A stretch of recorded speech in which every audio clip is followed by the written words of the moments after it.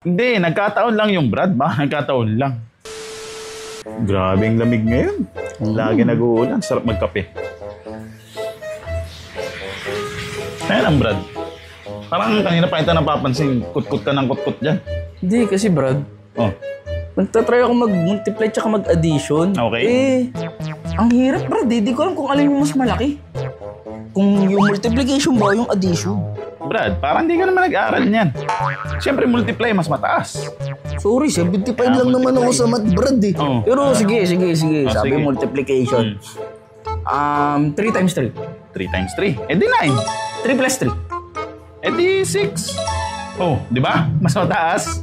2 times 2. 2 times 2, 4.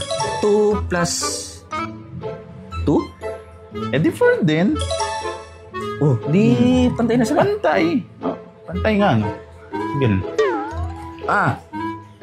1 times 1. 1 times 1. Eh di 1. Oh, ito. 1 plus 1. 2. Oh, di ba? Hindi sila? O nga, no? Parang Hindi, baka nagdududa ka pa. Hindi, nagkataon lang yung Brad ba? Nagkataon lang. Ito, mas malaki na. Magaling ka ba sa math, ha? Lalakihan ko yung number. Sige. 5,000 times 0. 5,000 times 0. Oo. Eh di 0. 5,000 plus 0.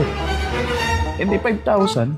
O, di mas mataas pala yung addition pala, Brad. Ba't sinasabi mo multiplication? Mapapahiya ako niya sa anak ko. Parang ako mali, Brad. Sorry. Kita mo, ako pa yung 75. Baka may mas magaling hindi sa'yo, Brad. nag-aaral. Yeah, next time kasi, Brad, mag-aaral ka mabuti. Huwag puro cutting. Pasensya na, Brad. Gagayahin tayo ng mga bata niyan eh. Oh, sige. Sige. Next time, ha? Oo. Learn from the expert. Balik ako muna yung school. Oo. Parang mali ako. Buti na lang pinasa ako ng teacher ko sa math. Sana all.